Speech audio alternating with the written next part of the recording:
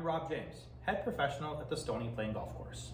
The 2026 off-season for me involves a lot of work with my wedges. I'm not the longest golfer on the golf course, so the short game is the great equalizer in my game. So using the TrackMan and some of the courses that are preloaded into it, there's opportunities to really dial in my game. So I'm using the Pinehurst Cradle as an example for this upcoming video. I'll try to make as many twos as possible, and I'm going to walk you through some of the changes that I make in my swing in order to help dial in my wedges. So follow along, and I hope you enjoy. Hole number 1 at the Pinehurst Cradle course requires a shot of about 115 yards. It's a really good number for me. I shouldn't have to do anything in terms of changing the length or the speed of my swing, and I can also position my hands at the top of the golf club. So ideally with a clean strike, I'm going to see a club head speed of around 78 or 79 miles an hour. And if I do, then the yardage is very attainable. I just also have to hope that the club face is square so I don't have a lot of side spin on my golf ball. I have my gimme circle set up to 8 feet. So if I don't happen to get it inside that circle, I will be relying on my putter to make some of these twos.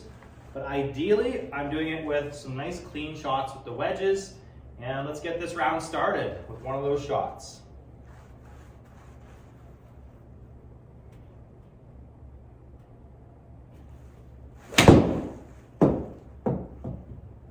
All right, club head speed, 79 miles an hour. So this should be awfully close to our target. I'm in the circle, stayed in the circle. Very happy with that start, obviously. It's gonna change out a couple numbers here on my graphics, and we'll talk about that later on. Oh, no, we're good there. Face the path, perfect. Okay, on to hole number 2 at the Pinehurst Cradle. It's a really good opportunity to talk about spin rates. And why that is the case is because of the yardage on this hole being 95 yards. So if I try to swing hard at a high lofted wedge, I'm going to produce too many RPMs, and the golf ball might get to the circle, but it's going to come whipping back to the front of the green. So I'm going to take a wedge, which would normally go about 105 yards, and I'm going to do a couple different things to help knock off about 9 or 10 yards to the overall yardage. I'm going to grip down a little lower on the golf club to make it slightly shorter. I'm also going to slow my swing down a bit, so instead of that 78 or 79 miles an hour, I'm going to see hopefully 73 or 74. Now those changes are also going to change the spin rates, so when the golf ball lands, it might go a little farther forward or a little bit back, but it's not going to be out of control, okay? So let's see if I can knock off that 9 or 10 yards to this shot. I'm slightly right of the pin just because I know this green has a little bit of tilt to it, and I'm playing to my tendencies as well. All right, hole number 2, 95-yard shot. Club head speed is registering at 74 miles an hour, so I think we're going to be pretty close here, folks. We're in the circle, and it stayed in the circle. So let's take a look at something. 8,100 RPMs. If I were to swing at a higher lofted wedge to try to get a couple extra yards out of what it's capable of doing, even with a clean strike, I would probably produce about 11,000 RPMs. The golf ball would get to the front and then spin right off to the front of the green. So those 3 changes that I made in terms of the length of the swing, the speed of it, and the length of the golf club worked out perfect on the last hole. I need to do something quite similar here on hole number 3. However, this green has an awful lot of pitch to it left to right, as well as back to front. So I'm now taking a wedge that would normally go 80 yards, doing those exact same changes. And I do know that because of the pitch of this green, even if the RPMs aren't as high as what I would like, the ball will roll back towards it. So we're trying to hit a 70-yard shot here, folks, with a wedge that would normally be about 80 yards at the Pinehurst Cradle. Ideally a little bit left and a little bit long, and then it will come spinning back and to the right.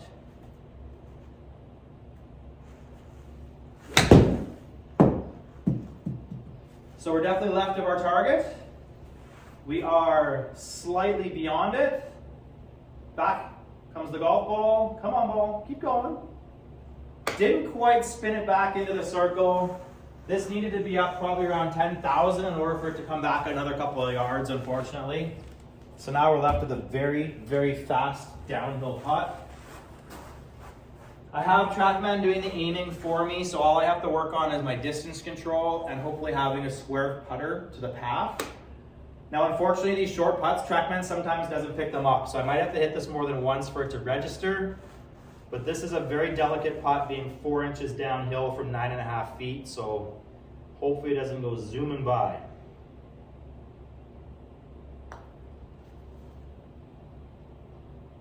I got it.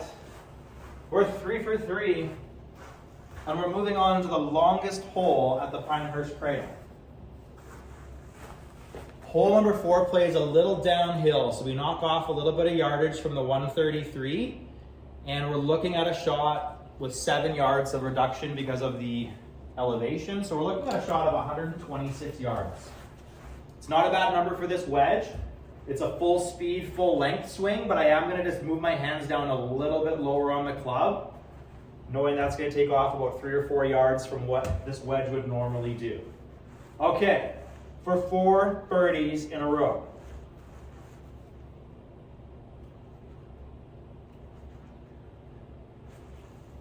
I think that's left of my target, unfortunately. Maybe it catches the green and I can roll in a putt. Wasn't my finest shot. We're going to see a face to path number that's, well, quite negative, unfortunately. So negative 2.7. I also had a negative path number, so that is left, unfortunately. So we're going to make ourselves a 27.7 foot putt. And obviously I'm leaving my glove on to save some time. I would normally take it off here, folks. All right, we're just going to try to feel this one first. Okay, from downtown, from 27.7 feet away.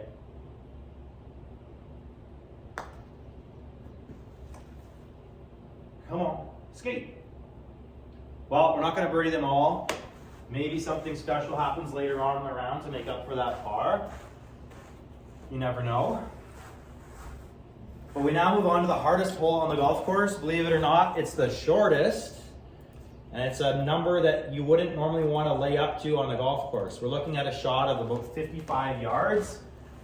Anything short of this pin will come spinning back off into this collection area. So I do know I need to hit this a little bit beyond the pin and spin it back into it.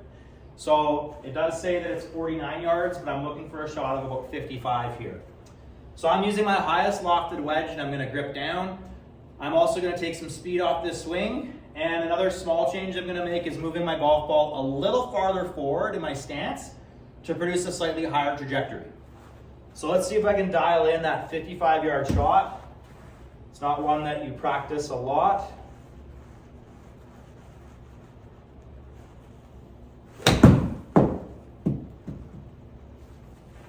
Being a little bit left of the circle is fine because it will spin back into the right, kind of like this.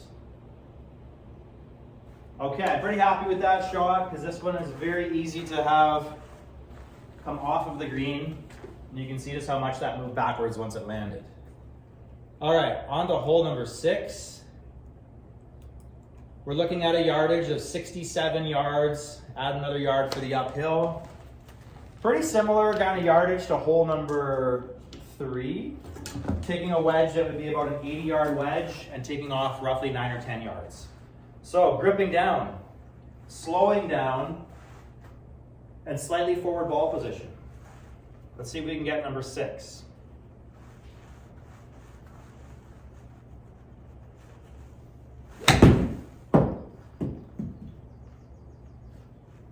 Okay, we're looking pretty good direction-wise. Yardage-wise, we are just a little bit beyond, and it did release forwards because of that speed reduction knocking off some spin. But it's a makeable putt from 15.7 feet. Fortunately, it's straight.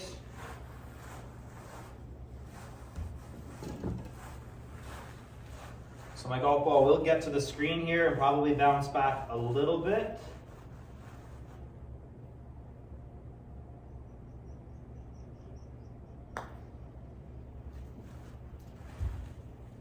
Kind of like that.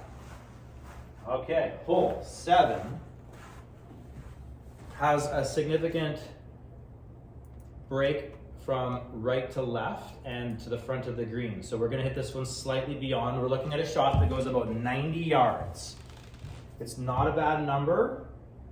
I've got my 95-yard wedge here. I'm going to take a full swing just grip down a little bit and hope that little shorter golf club will knock off about 4 or 5 yards. But I do need some spin on this one.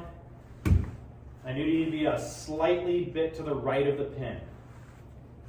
All right, let's see if we can make a 2 or better on hole 7.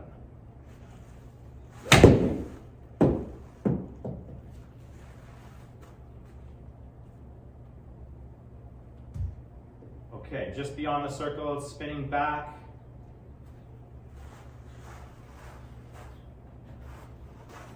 Not enough spin to bring it back into the circle. I think I was a little offline there too as well. So we're looking at a 20-foot putt. A little firmer than the last one you hit, so we'll just kind of walk into this one with just that idea of slightly more power. Should be pretty good. And it is. On to hole number 8 at the Cradle.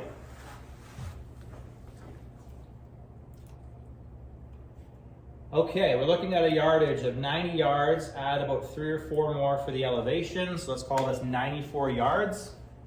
I've got my 95-yard wedge here. I feel pretty comfortable. If I hit it a little bit beyond the hole, it'll probably come spinning back that yard that we're looking for.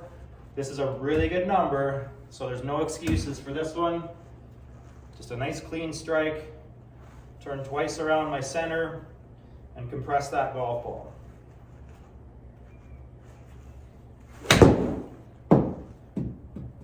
Kind of like that. We're in the circle and stay in the circle. All right, so with a miracle swing on hole number 9, we have the opportunity to go 9 deep at the Pinehurst Cradle. That would be pretty cool. Gonna need to have that hole in one to finish. So what do we got for yardage?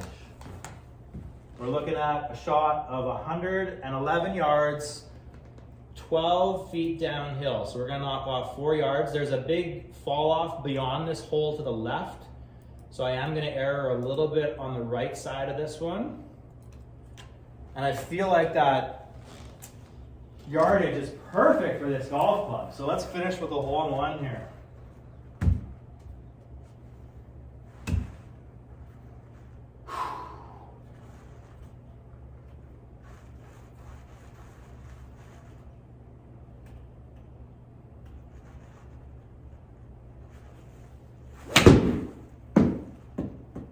All right, we're right of the pin, which we're okay with. We need this to land and then release down to the left. Come on. Oh, it just hung up there. This is gonna be a very fast putt. 9.5 feet, but I have a feeling it's 2 or 3 inches downhill. Oh, it's flat. All right, 8 under par is in the cards.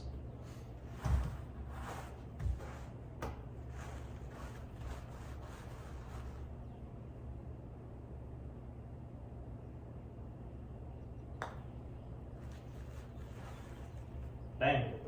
All right. We didn't quite get them all, but obviously I'm happy with 8 twos out of the 9 in one take with no shanks and no swearing.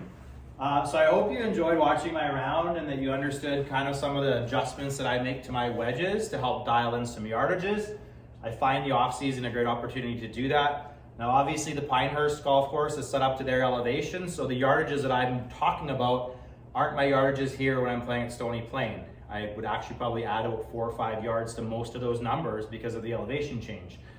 So if you have an opportunity in the off season at an indoor facility to map your wedges, and it's very, very important. And then once you have those perfect conditions, you can then adjust the length of your swing, the speed of it, where you position your hands, and you can also adjust your ball position to just dial in your wedge game and have that be the great equalizer like it is in my game.